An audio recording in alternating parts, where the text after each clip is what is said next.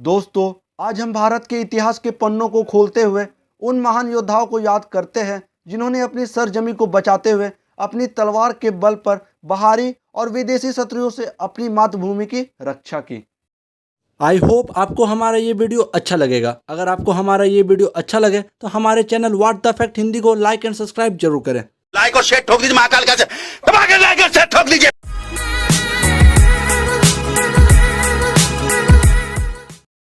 Number 5, Bhavani तलवार। दोस्तों, वैसे तो शिवाजी महाराज के पास कई तलवारें थी, जिसकी खासियत की बात की जाए तो सब एक से बढ़कर एक थे, परंतु उन सभी में से 3 तलवारें काफी प्रख्यात और अनूठे थे, जिनमें से पहला भवानी तलवार, सेकंड जगदम्बा तलवार एंड थर्ड में आता है तुलजा तलवार। वैसे तो ये सभी तलवार महाराणा प्रताप के खास और प्रिय थे। हालांकि दोस्तों, भवानी तलवार को लेकर देश में बहुत भ्रम फैलाया गया है कि भवानी तलवार शिवाजी महाराज को भवानी माता ने आशीर्वाद के रूप में दिया था, जो कि ये बात बिल्कुल झूठ है। सन 7 मार्च 1659 को जब शिवाजी कोकेन के दौरे पे थे, तब इस समय उनके सिपाहसार अंबाजी सावंत ने एक स्पेनिश जहाज पर आक्रमण किया था, जहां से उन्होंने पुर्तगाल के सेनापति डीओके फर्नांडिस की एक बहुत खूबसूरत तलवार पाई। इसके ठीक बाद 16 मार्च को महाशिवरात्रि पर शिवाजी सफेद कोटेश्वर मंदिर पर आए। यहाँ अंबाजी के बेटे कृष्णा जी ने शिवाजी को यह तलवार भेंट दी थी। शिवाजी को तलवार बहुत पसंद आई। उन्हें इसकी लंबाई और वजन बहुत भाया, जिसका वजन कुल 65 किलो बताया जाता है। शिवाजी ने इसके बदले में कृष्णा जी को 300 सोने के सिक्के भेंट किए। आज के गोल्ड इंडेक्स के मुताबिक एक सिक्के की कीमत लगभग 2,40,000 होती है।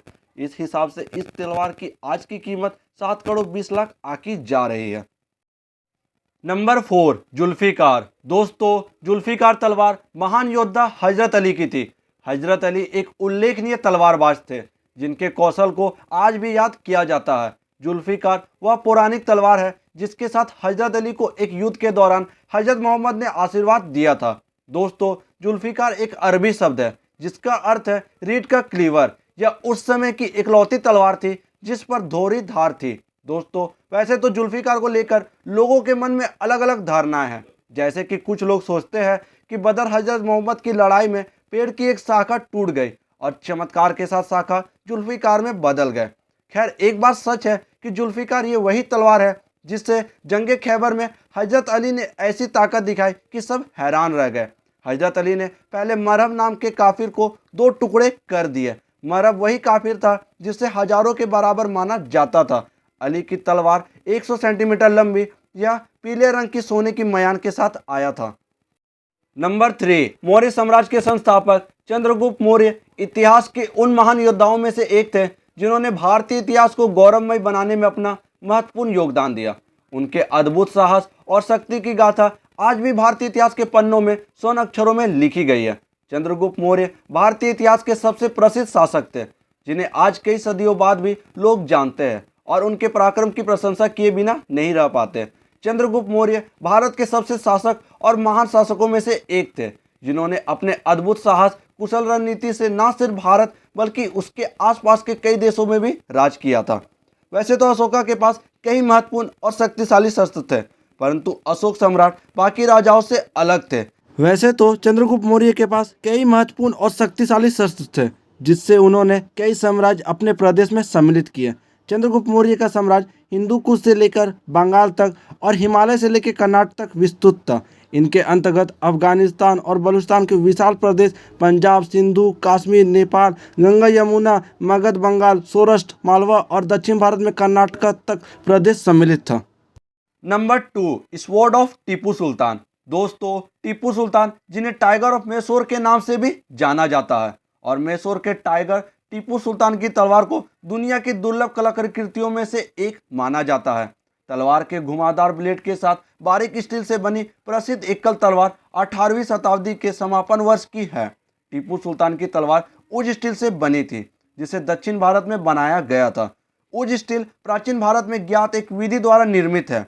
टाइगर ऑफ मैसूर कहे जाने वाले टीपू सुल्तान का प्रतीक चिन्ह बाघ था, जो उनसे जुड़ी चीजों पर प्रमुख रूप से अंकित मिलता है। ठीक इसी प्रकार इस तलवार की मुठ पर भी रतनजड़ी बाघ बना हुआ था। वैसे तो टीपू की सभी हथियार अपने आप में कारीगरी का बेहतरीन उदाहरण कहे जा सकते हैं। हालांकि बाद में उनकी यह तलवार 2003 में 21 करोड़ में नीलामी हुई थी। इस तलवार का कुल वजन 7 किलो 400 ग्राम है। नंबर 1, बहादुर शाह जफर। दोस्तों, मुगल बादशाह बहादुर शाह जफर की हिंदुस्तान से मोहब्बत को कौन नहीं जानता। साल 1837 में वे भारत के बादशाह बने थे, लेकिन तब तक देश के काफ़ी बड़े इलाके में अंग्रेजों का कब्जा हो चुका था। सल्तनत के नाम पर उनके पास कुछ इलाके बचे थे। फिर साल 1857 में क्रांति की चिराग भड़की तो सभी विद्रोही सैनिकों और राजा महाराजाओं ने उन्हें हिंदुस्तान का सम्राट माना। बहादुर शाह जफर भारत के मुगल साम्राज्य के आखिरी शहंशाह और उर्दू के जाने माने शायर थे। क्रांति के महानायक मुगल सम्राट बहादुर शाह जफर ने 1857 का प्रथम भारतीय स्वतंत्रता संग्राम में भारतीय सिपाहियों का नेतृत्व किया।